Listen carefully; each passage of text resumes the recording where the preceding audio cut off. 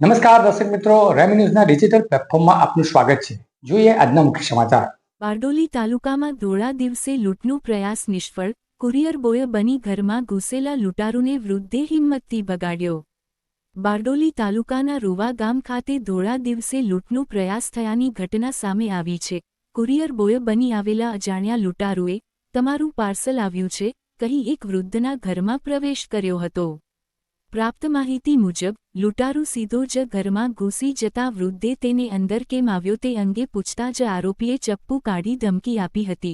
જોકે વૃદ્ધે હિંમત દાખવી લૂંટારૂને ધક્કો મારી ઘરની બહાર કાઢી દીધો અને બૂમાબૂમ શરૂ કરી.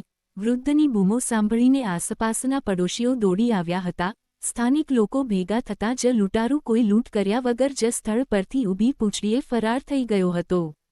સમગ્ર ઘટનાના સીસીટીવી ફૂટેજ પણ સામે આવ્યા હોવાનું જાણવા મળ્યું છે.